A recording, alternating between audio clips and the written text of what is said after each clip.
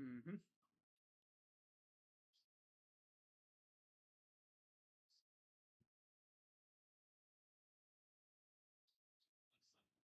Well, I will say this. I really enjoyed that series. Much better performance all around in this series against Texas. But what is going on, everybody? Crazy Dog back with another Cleveland Guardians series recap, series preview live stream. Guardians wrapped up their 3-game series against Texas today. And like I said, he looked good compared to what they were looking like, just a week ago, where they looked like they barely had a pulse going into Milwaukee, right? Getting swept, losing 2 of 3 to New York. Could have easily lost all 3. But then again, you could have won, a couple more. I mean, you could have won 2 of 3 against Milwaukee. You could have maybe taken another one out of New York, but that would have been tough. It would have been nice if we didn't leave a small village on base in almost every game we played during that horrible stretch. But yeah, you know, that was some good baseball that I watched these past couple of days against Texas. Now, Texas, of course, they're fighting in the AL West. Guardians trying to fend off Kansas City and Minnesota in the AL Central. And it seems like there's this thing where we lose, they lose. They, of course, being Minnesota and or Kansas City. And we win, they win. That's usually how it goes. I'll say about 85% of the time. Well, looking at how things went in this series against Texas, yeah, they looked like the team that we saw in June, right? This looked like the team that we saw that swept Minnesota, swept the crap out of the Mets, that won what 9 in a row earlier this year. This looked like the team that was definitely the best in the MLB for a while. Now, of course, it's a long season, 162 games. You're not going to keep up the pace forever, right? Especially this team because they're not really the most star-studded team. They don't really have Juan Soto or Shohei. They're not like the Dodgers, where they have an MVP at almost every position, pretty much, or at least not an MVP. Well, they have like an all-star caliber player at almost every position. We don't really have that.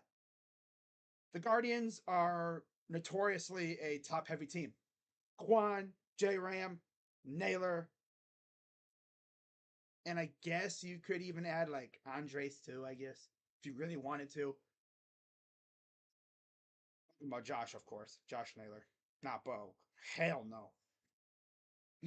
Hell no. Bo ain't one of those guys. He's good, but he ain't J Ram or Josh Naylor level. Like J Ram is legit one of, if not the best third baseman in the league. Debate your mother. Because I know Boston Red Sox fans don't want to hear that. You want to know how you can get in an argument with Red Sox fans? Just tell them that J Ram is better than Devers, and it'll set them off. It's hilarious. They are still trying to keep that argument going, even though we all know J Ram is better. He's way better. But yeah, going into this series, they looked, as I said, feeble. Like they had no soul in their offense. It's almost like they didn't really care that much. They just went out there and yeah, whatever. I'm gonna swing the bat, half-assing it. You know, just didn't really like have that push, the drive. Just going through the motions. Yeah, that's a better way to put it. They were just going through the motions. Well, first game against Texas, facing Nathan Eovaldi, who has always been a problem for us, seemingly. And yeah, we actually did a good job after getting after him. 6 innings, 7 hits, 3 runs, 3 earned, 1 walk, 5 Ks. So after the walkathon against the Yankees, Texas immediately just essentially shuts down the walkathon, only walking one. And to Tanner's credit, he pretty much matched Eovaldi punch for punch. 5 2/3 innings. So essentially, he went one batter less than Eovaldi. He had one more hit, gave up one more run, same amount of walks, and had one more strikeout. So they're pretty much as even as they could be. And both offenses really did a good job getting after each pitcher. The key was the bullpen. It's always the bullpen. And the fact that Tanner gave up one more run. Yep. So, overall, Rangers started it off with a 2-run single by Leody Taveras just as it looked like Tanner was going to get out of it. Will Brennan took a horrible route, led to 2 runs scoring, and yeah, trend continues. Guardians trail early. That was what, 18 of 19 or something in games where, in terms of like the last 20 some games that we've played where we've trailed. Essentially, non brain mush edition. The Guardians have trailed. They have God. The opponent has scored first in 18 or 19 now of our 20 games or so. Yeah, the Guardians have only scored one time. Scored first one time. My brain is mush. It's gelatin. It's when you put Jello in the fridge, just as it's starting to solidify. That's my brain right now. That's what this team has done to me.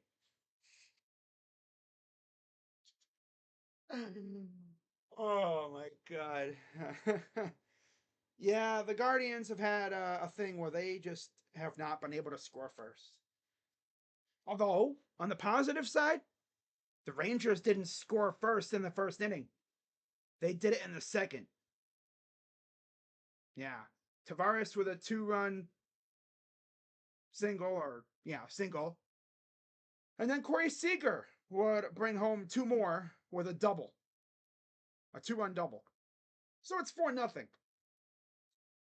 After that, Tanner seemingly locked in. And the Guardians would try to make a comeback as they would score a run in the next 3 innings. So 1 run every inning for the next 3 innings. And they got it to within 1. Lane Thomas, sac fly. Daniel Schneemann, grounder. Made it 4-2, bottom third. Bottom 4, Bo Naylor, RBI single. Just like that, it's 4-3. And then, as usual, the Guardians can't get that tying run across. Adolis Garcia would double in a run in the 7th, and that would be it in terms of scoring. How many times has that happened this year where the Guardians could tie the game, but they just could not push that final run across? They left 7 on base. No, I'm sorry. Yeah, they left 7 on base. They were 2 for 9 with runners in scoring position. Man. Wow. So, yeah, they lose 5-3. Eovaldi got the win. He's 9-7 with a 3.79 ERA. Bibee took the loss. Another tough loss for Tanner. 10-6, 3.46 ERA. And Kirby Yates got his 23rd save, 1.28 ERA. Of course, I streamed this game. So, you want to see my reactions to that stuff happening? Just go watch my stream. Yeah. That was a rough game. We had chances, just couldn't capitalize. we weren't necessarily feeble. We were just, yeah, we just couldn't capitalize. Now, it's almost like the Guardians heard my talk of them being feeble because in the very next game, Ben Lively on the mound. And we know Ben, right? He has a tendency for giving up taters. You know, I mean, I think he's given up at least one tater ball in the last couple starts. What that dude did in this start yesterday, that was good stuff, right? That was great stuff. Now, as soon as MLB website, okay, there we go. So we look at yesterday's game here. Ben Lively went up against, if I can remember who, I don't even remember who it was. Oh, yeah, John Gray. That's right. Yeah, John Gray, former Rocky. Oh, joy. Well, let's just say we made life very difficult for John Gray. Now, once again, the Rangers scored first. Surprise, surprise, in the first inning. Of course, couldn't shake that trend for long. As Josh Jung would reach on a fielder's choice. And that would actually be it against Ben. Yeah, that would pretty much be it for the most part. I think until the very end, when we were already blowing the doors off these guys. Yeah, that would be it until the very, very end.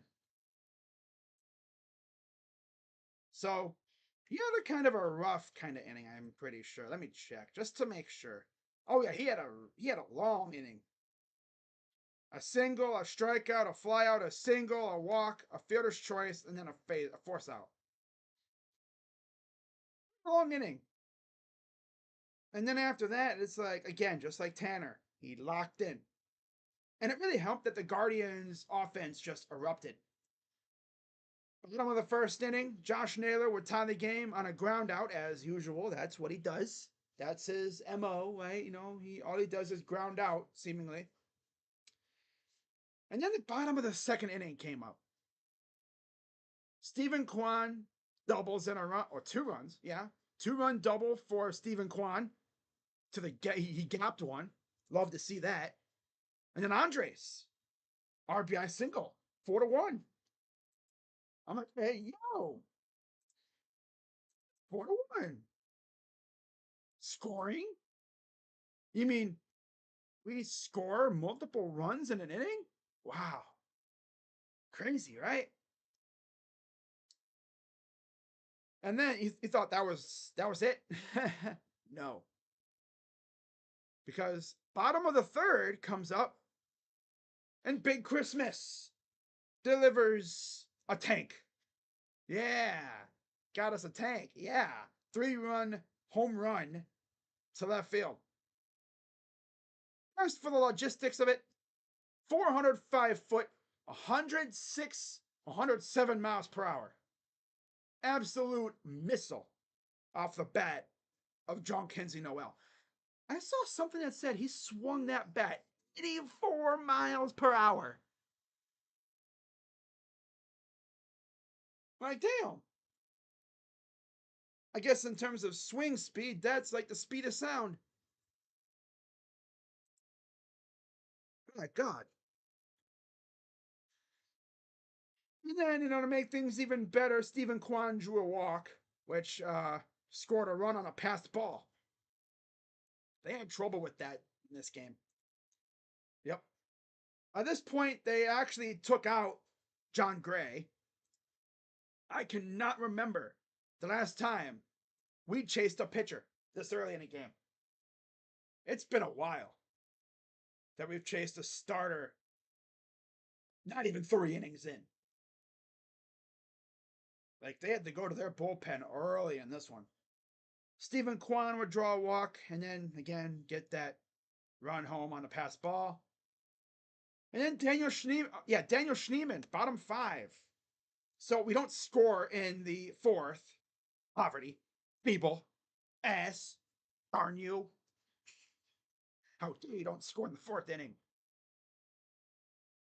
Team ain't going nowhere. This stink. I joke, obviously, but yeah. Bottom of the fifth, Daniel Schneemann would single in a run, made it 9-1, and then bottom six, we get a little back-to-back action, back-to-back jacks from J Ram and Josh Naylor. And the funny part about that Naylor one was he hit a ball the the pitch before foul. The thing was a rocket. Saw that and went, surely he won't throw me another pitch exactly like that one. He pretty much did. This scrub Anderson saw this dude hit a missile foul and was like, you know what? I'm going to throw the next pitch, same area, just a little bit outside. Well, as you'd expect, Josh Naylor sent that one to Mars. 108 miles per hour off the bat, exit velo. 418 feet. I wish it was 420 so I could say, oh, he smoked it. He rolled it up and smoked it. I mean, damn. To do that. Saw him smoke a ball foul. I was like, I know what I'm gonna do. Let me throw a pitch. Change up, which has been our kryptonite the last weeks or so. We could not hit a damn changeup to save our lives. If the fate of the world depended on this team hitting a changeup, didn't have to be a home run, just hitting a changeup for a base hit, we would not exist anymore. So how about that, right? How vindicating is it that this dude hit a changeup damn near in his nitro zone, where he loves the pitch, after he had just sent one damn near, he sent one like a missile foul. That was a slider. This dude, Anderson, threw a slider, changeup, slider, changeup. Boom. Gone.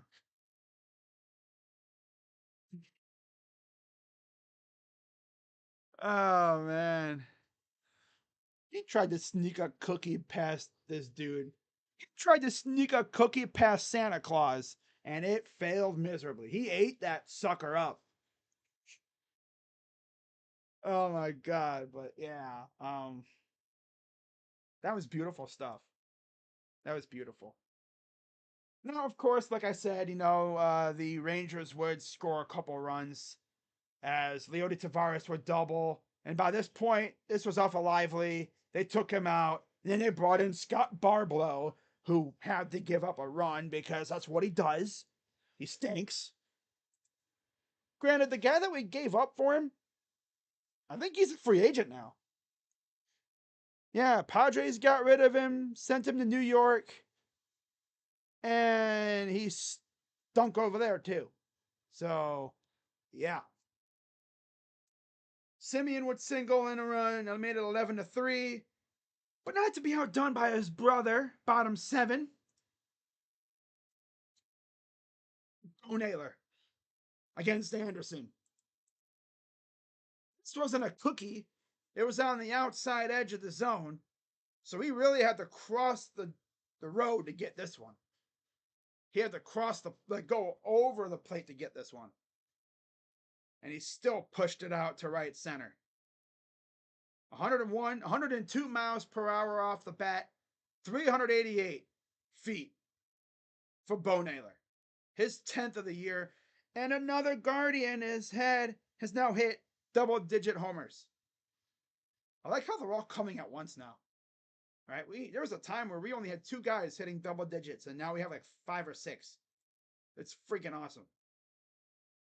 And then Will Brennan would add in a run in the bottom of the 8th. 3. Again, not to be outdone, Rangers had to score some stat pad runs off of Pedro Avila. Carson Kelly, RBI double, and then Marcus Semien, RBI ground out. And that would be it. Guardians avenge that game 1 loss, winning 13-5. Kind of funny how they held the Rangers to the exact same amount of runs as game one, but then they scored 10 more than game one. We scored 10 more. So, yeah, Ben Lively got probably the most comfortable win of the year. He didn't really have to worry about anything other than, giving up that first run of the game. After that, because by the time he came back on the mound, it was tied. And then when he came out, by the time he came out for the third, they were up. Every time he came out, that's what's crazy. Aside from the fourth inning, every time Ben Lively got back on the mound until he was taken out, the Guardians added more runs. Pretty damn impressive. Good stuff. Great stuff. So yeah, Ben Lively is now 11-8, 3.62 ERA. Jon Gray, 5-5, 4.22 ERA. Gray went only 2 innings, 6 hits, 7 runs, 6 earned because of the pass ball. 2 walks, 1 strikeout, 1 home run. Lively, 6 2/3 innings, 5 hits, 3 runs, 2 earned, 1 walk, 4 Ks. So good stuff out of Ben after he's been kind of shaky. And I'm just happy he was able to keep the ball in the yard. It's progress. What's up, Daniel? Do we call up AAA players in a couple days? Well, the rosters expand, and I think at the beginning of the month of September, so I expect them to call somebody up. Not sure who, not sure who it'll be. With our luck, it'll most likely be another pitcher. Although I don't know, they might call up Manzardo or Valera. That'd be cool. And by the way, it's funny because Jhonkensy and Valera have been very intertwined lately. When Jhonkensy homers, Valera homers, right? It's like they've been homering around the same time as each other. It's actually kind of funny and kind of cool. But I know a lot of Guardians fans don't really like the fact that Jonk essentially chases a lot. Well, people say, oh, he's Oscar Gonzalez. Not really. Oscar wasn't really a power hitter. He hit homers, but he's a ground ball guy, it seemed like. And Franmil Reyes, I know the similarities are there.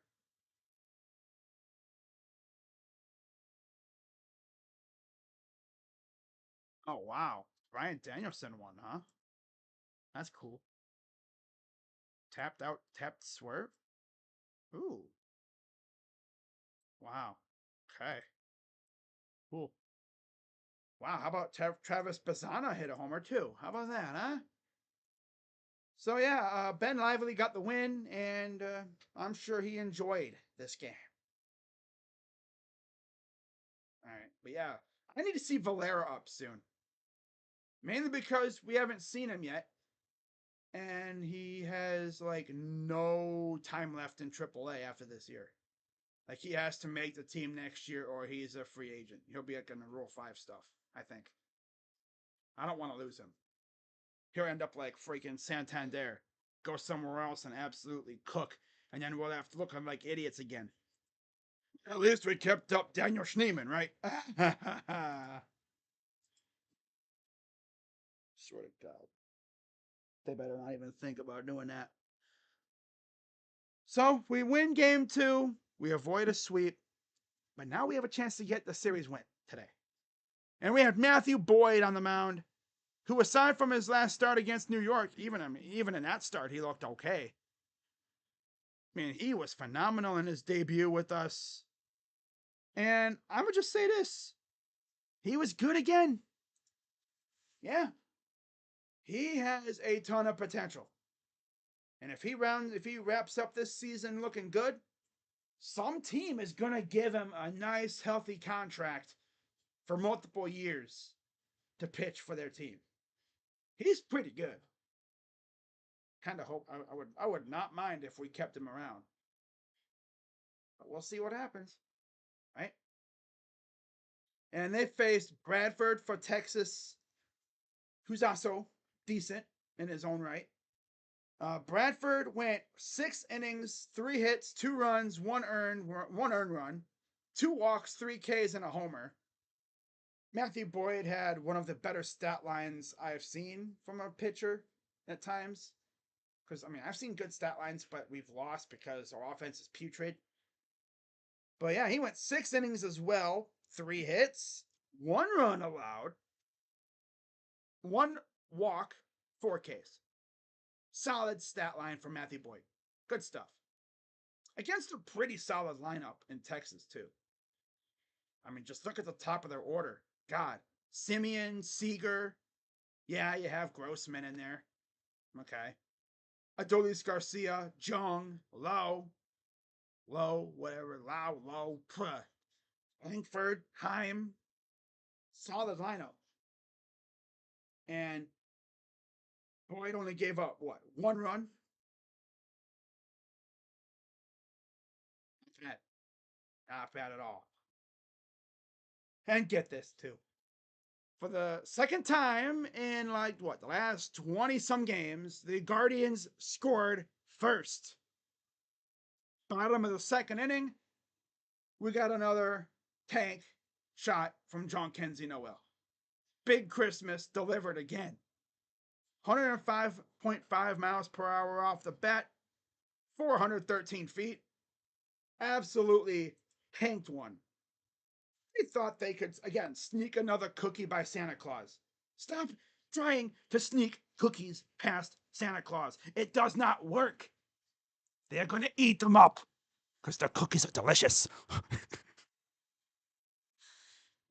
Man, you can't sneak a cookie by Santa Claus.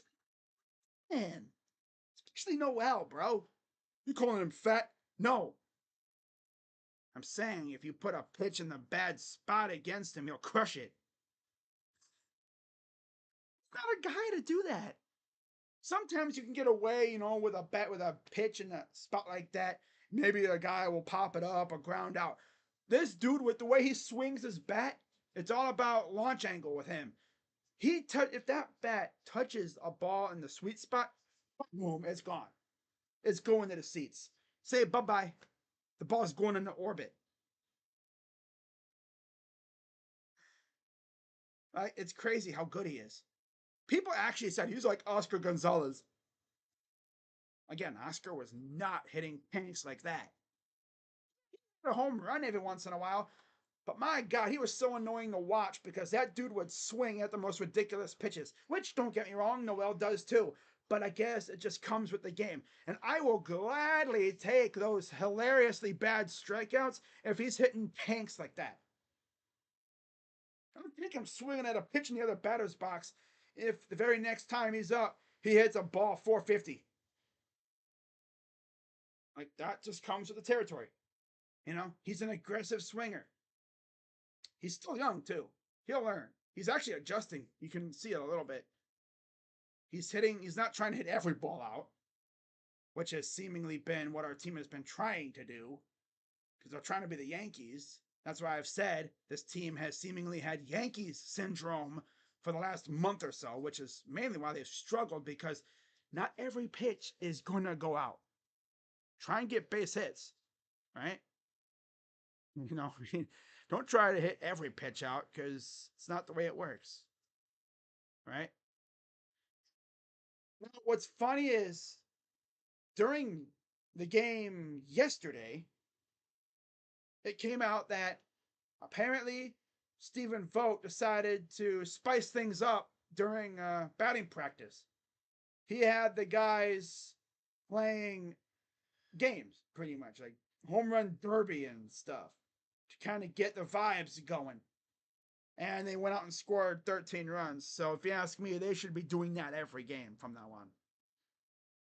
Right? Get the good vibes going early. So we had Jhonkensy homered. And then, actually, no, that was bottom second. Bottom of the first, J-Ram had a sac fly. So yeah, there you go. We scored first, and then Junk would hit a tank in the bottom of the second. And then it would be 2-0 until the top of the fifth, when Jonah Heim would hit a double to Lane Thomas that just barely glanced off his glove.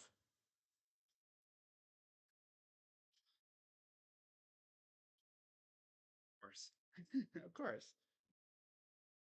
Now, of course, we get to the bottom seven. At this point, Bradford was out of the game. Leclerc came in, and there was a throwing error on a pickoff attempt. So Jonk, who was at third, came home to score. So it's 3-1. And then Corey Seager would homer, making it 3-2 Guardians. And then bottom eight, to wrap it all up, David Fry would hit a home run of his own. And it would be 4-2 Guardians, and that is how the game would end. So good stuff out of the Guardians here. They've been playing like a bunch of feeble losers over the past week or so. And it's good to see them come to life a little bit. Scored a lot of runs, put a lot of pressure on opposing pitchers, and we had fun watching the Guardians for the first time in a little while. These last 2 days. It was fun. And the best part is Matthew Boyd got his first win as a Guardian. He's 1-0 now with a 2.70 ERA. Bradford took the loss. He's 4-2 with a 3.31 ERA. And Clase nailed down his 38th save with a .60 ERA. And he is rapidly closing in on Cody Allen's record in terms of franchise leader in saves all time. And then Clase is about to surpass his total from last year. And again, we're only in August. He'll get a lot of work coming up here, I bet. You just got to be careful with him, though, but he wants to pitch. You're not going to stop him. All right, so good series win for the Guards. Much needed. Much needed. Can't say that enough. They needed this more than anything. And now they begin a very tough stretch of games. Because 4 of their next 7 games are against Kansas City. Now, luckily, you have 7 more games at home, too, before you head on another road trip to Kansas City, LA, and Chicago to face the White Sox. And then you come home for your second to last homestand, or not a homestand, but a home series. Yeah, homestand against, it's an 8-game homestand with 4 games against Tampa and Minnesota. And then you head on the road for one more road series against St. Louis. And then you wrap up the season, or the regular season, at home against Cincinnati and Houston. I bet you that final game against Houston might just be a battle of 2 teams with hangover lineups. Because who knows, at that point, both teams might have clinched their division. But we'll see. We'll see how things go, especially in the AL Central. So, with that being said, of course, I can't forget about the fact that both Minnesota and Kansas City lost today. So, a quick look at the standings. I believe we are now 3 games ahead of both Kansas City and Minnesota, who are tied for second. And the Guardians are once again 20 games over 500. So, yeah, even though they've been playing like booty cheeks, they're still 20 games over. They've been kind of teeter-tottering on, they've been straddling that 20-game mark for the last month or so. They'd get a few games above, then they'd fall to below 20 games over, then they'd go back above, and then below, then above, then below, then they'd be at 20 games, and then they'd go like below, above, even. It's like a damn roller coaster, or like you're riding waves, in the rough seas. Talk about rough seas. This series against Kansas City is going to be rough because look at the damn pitching matchups that we got. According to ESPN, now the first 2 games are slated to be Logan Allen and Joey Cantillo for the Guardians, Cole Reagans and Alec Marsh for Kansas City. And yes, tomorrow is a doubleheader. And yes, I will be streaming one of those games. I'll most likely be streaming the first game, the 110 start. Now, word got out recently that Nick Sandlin will be an opener for the Guards. Yeah, you heard me. Nick Sandlin will be opening. First time I think I've seen the Guardians use an opener. Right? It was the first time in a while. Last year they did it a couple times. But I think this year, this is the first time they've used an opener. Something that Tampa Bay made famous. But against Reagans, Junk has a home run with 2 RBIs. J-Ram has an RBI. Kwan and Josh Naylor have RBIs. And then against Sandlin, Garcia has a RBI. Isbell and Perez both have RBIs as well. I assume Sandlin will probably just get an inning, and then they'll hand it off to the starter. So we'll see how that goes. Hopefully it doesn't backfire. Especially with how bad Sandlin has been. Like, he's the one guy I do not want to see on the mound because that dude stinks. Paul Reagans, 10-8, 3.31 ERA, 183 innings. Sandlin, 7-0 somehow, 3.88 ERA, 53 Ks coming out of the pen. Now for game 2, it'll reportedly be Joey Cantillo versus Alec Marsh. And then game 3 will be Gavin Williams and Lorenzen. And then to wrap it up will be Tanner Bibee and Michael Wacha.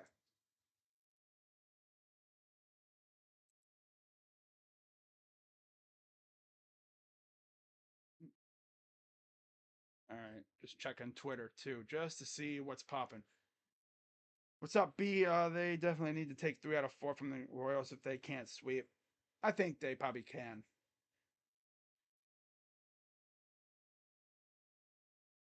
Call up DeLauder. He just got the AAA. They're not going to call him up now. We'll probably see him next year. Yeah. I'd love to see him up in Cleveland, but he's been injured. If he had been in AAA for like over a month, I'd be like, hell yeah. But he just got there. They're not going to call him up now. Guardians fans want Valera and Manzardo to get called up.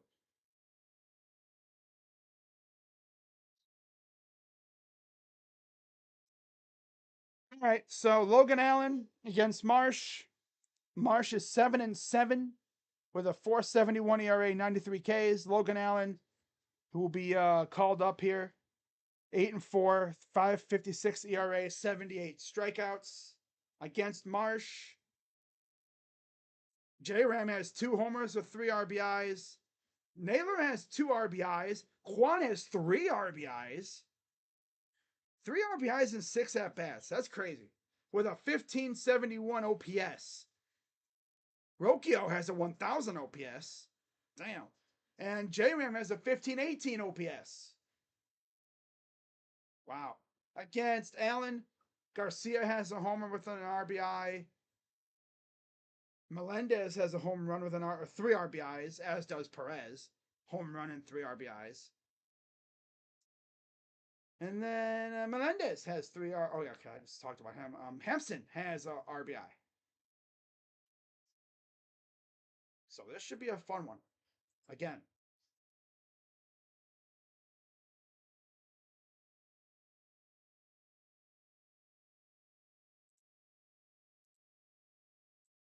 All right. Now looking at Tuesday, the 27th. Let's see. Yeah, it'll be Gavin versus Lorenzen.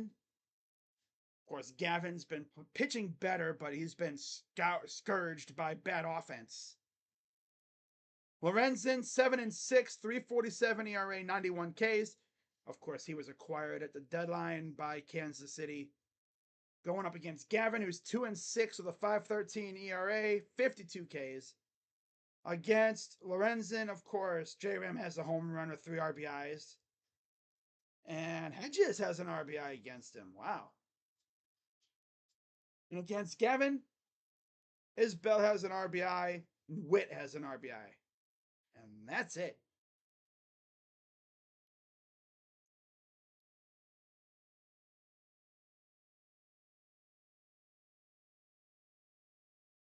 And then we get to the final matchup. Michael Wacha versus Tanner Bibee. Wacha 11-6, 3.32 ERA. Bibee 10-6 with a slightly higher 3.46 ERA. Wacha's at 113 Ks. Tanner's got 150. It is very possible Tanner could easily get 200 Ks by the end of the season. Yeah, it's possible. For the Guardians against Wacha, only Schneemann has an RBI, ironically enough. That's interesting. Wow. Only Schneemann, of all the people, Schneemann has an RBI. But yet he's 0 for 2. Gotta love sac flies. Maybe against the Royals, Massey has a home run with an RBI, and Pasquantino has a home run with 2 RBIs. And that's it. That's all.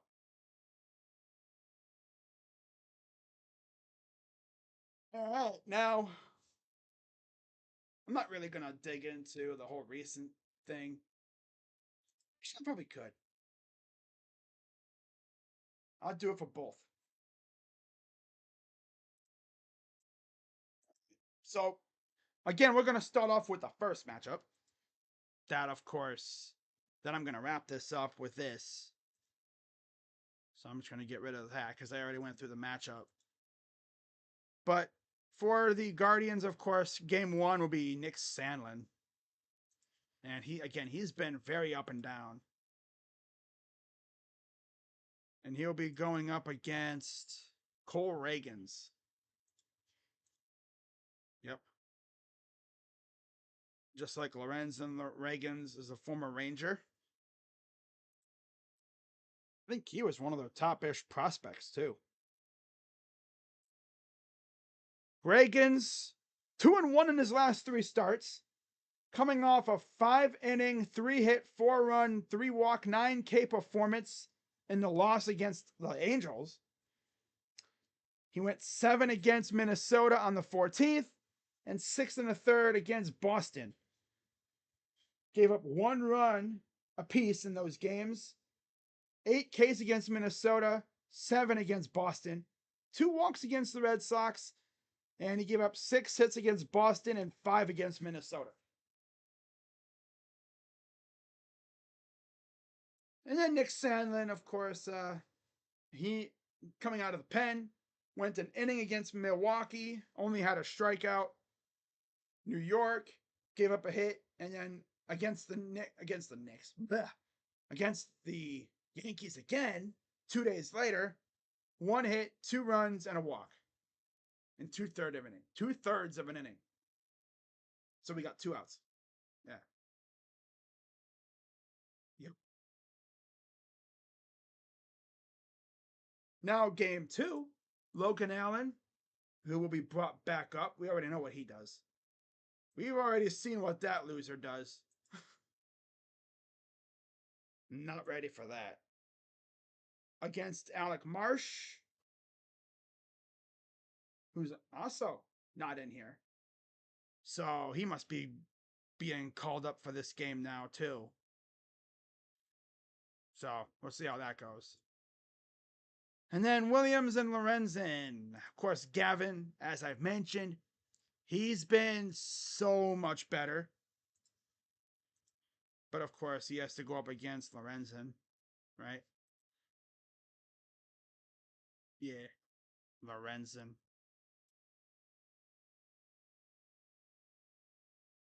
Gavin, he's 1-2.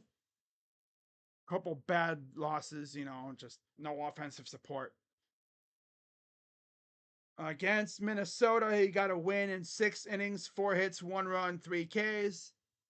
Milwaukee, 4 innings, 6 hits, 5 runs, 2 walks, 5 Ks. And then that's against Milwaukee. And then the Yankees, 4 1/3 innings, 4 hits, 3 runs, 4 walks, 5 Ks.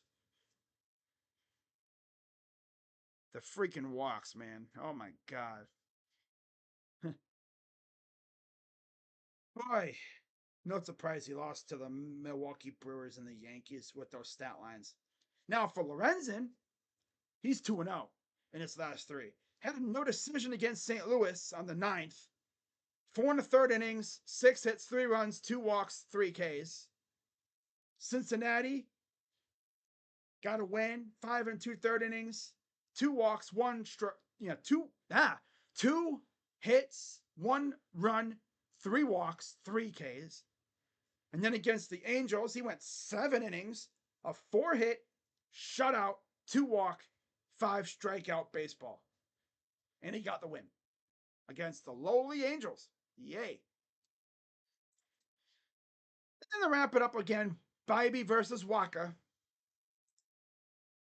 Tanner, after they gave him a nice little extended, period to rest up, they skipped the start of his during that funk that we were in.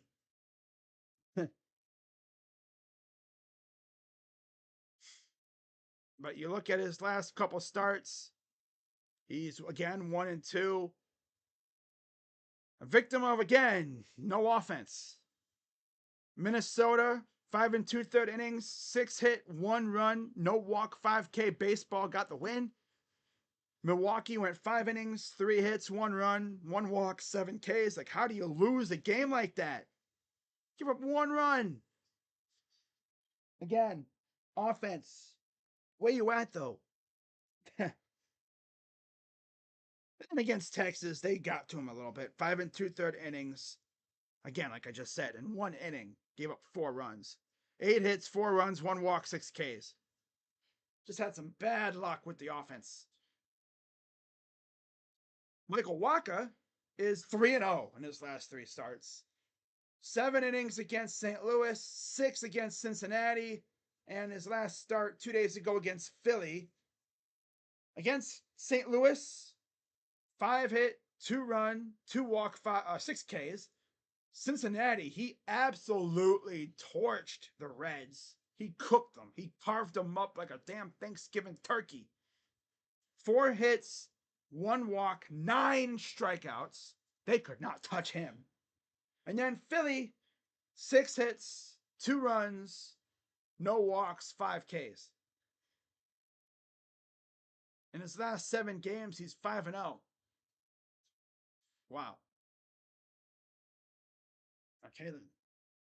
So he's definitely been arguably one of their best pitchers. Now, the next time we face these guys, we'll have a rematch between Williams and Wacha. No, I'm sorry. No, it'll be Williams and Wacha, Ivy Singer, and Lively and Lugo. Ooh, that'll be fun.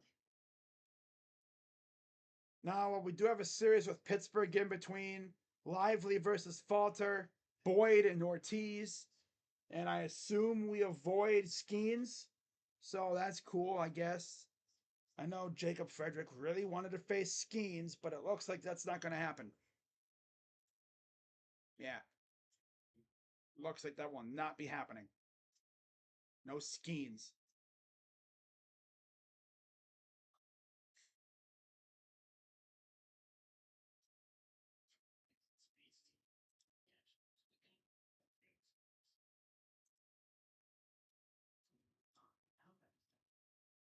All right, but that is going to wrap it up for this stream, guys.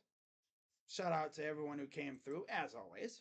Shout out to Jason Love, B Skrills, Jacob, B Skrills again, of course.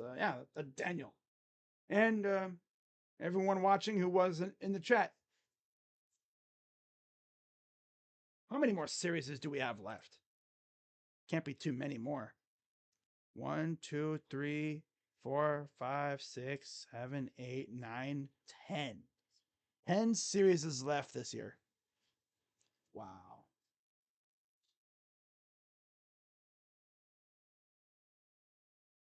And of course, we have essentially two more, well, two and I guess one. No, 1 2/3 of series is left in the month of August. Yeah, because then September 1st, we face Pittsburgh in the final game of that series. Then September comes here, and rosters expand, and fun really begins, right? It's going to be a fun final push to the division. And I hope you guys enjoy it as much as I am, because this is fun, even though we've been stinking up the joint for a while.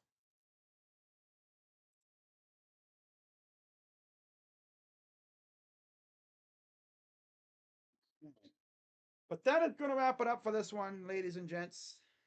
Everyone watching, going almost an hour. And, well, this is the final two series is coming up against Kansas City. 7 of 10 against Kansas City now. We can bury the Royals after these two series. We could bury them. If I had to give an honest to God prediction for these next 7 against them, I think we go like 4-3 or 5-2. We'll see. So with that being said, guys, I will see you all tomorrow for my Browns 53-man roster prediction. The first one. Yep. This is my prediction for how I think the roster will shake out. And then we will see if the Browns add anybody on waivers, which I'm sure they will. I'm sure they're going to trade for guys or trade guys away like they've been doing. Maybe they claim someone off, or I think they could probably claim a couple players off waivers. And then I'll do a video reacting to the final 53-man roster post waiver claims. And then I'll be doing my final, my one and only schedule prediction stream or video. Haven't really decided that that's going to be a video or a stream yet. So that's going to wrap it up for this one, ladies and gents. And have a good rest of your day. I'm just relaxing. I might get me something to eat for dinner and watch some football stuff. Get ready for the Browns coming up. It's crazy. 2 weeks from today, the Browns will be playing. That's insane, man. 2 weeks from right now, I'll be sitting right here, either raging my ass off because Deshaun Watson stinks, or I'll be losing my mind watching Deshaun Watson cook up the freaking Cowboy defense. And Myles Garrett gets like 4 sacks. Because I don't know if that rookie Guyton's going to be able to even stop Garrett. Especially considering who his friends are up front. Like, yeah, you can double team Myles, but you got to worry about Za'Darius, Dalvin, who knows the Cowboys very well, mind you, and Clint Jefferson, Shelby Harris, who's a dog, I almost said Mo. Yeah, Mo. I'm trying to like combine Shelby and Mo into Mo. Why can I not say Harris or Hurst? I keep wanting to say Mo Harris. It's Hurst. Put him in the hearse. Rubs. I think we'll be seeing a lot of belly rubs from Sting Company this year. I love the sack celebrations they do. Like I said a while back, this team had no aura on defense until Malcolm Smith came around and essentially brought a little bit of a good aura to the defense. Because ever since he came around, they started celebrating and acting a fool every time they made a play. I love it. I just need these guys to stay healthy. That's my only ask. So that's going to wrap it up. And of course, the Buckeyes start up next week, too. Well, technically, it's this week. Saturday, August 31st, against Akron. And I will have a preview video out on the Buckeye channel, Buckin' Crazy. Yeah, had to name it that because, kind of insinuates, it includes my main channel name and the fact that I'm a Buckeye fan. And I go Buckin' Crazy too. And also, if you're curious, Buckeye streams will still be on this channel. Those aren't going anywhere for a little while, I don't think. Not until I get a large enough, consistent audience on the other channel. Otherwise, I'll just move my streams over there once I do, if I ever do. But yeah, that's going to wrap it up. And have a good rest of your day and stay safe. And see you guys tomorrow for my 53-man roster prediction. And we'll see what Andrew Berry cooks up in terms of moves. Because I know he's cooking up stuff. Just don't know what he's doing. Like, he's doing stuff, but it's like, what? What's he doing? Have to wait and find out. With that being said, I'm Crazy Dog. Let's go Browns. See you guys tomorrow. Bye-bye. Go Guards. Beat the damn Royals. If I had to give a prediction for this series, I think they split. I think they'll split this upcoming series here. So, that'll do it. Bye-bye. Yeah. Oh, no. I just need the offense to stay like it is right now. Score a lot of runs, get a lot of hits, wreck opposing pitchers. That's fun. I hate when we let other pitchers look like prime Randy Johnson against us. Like, no, make them look like ass. Make them look like they need to be sent down to AAA. Right? Yeah. Make their fans want their team to send that pitcher to Mars. But yeah, guys, bye-bye. See you guys tomorrow. Be there or be square. Oh boy, man. I gotta stop with the whole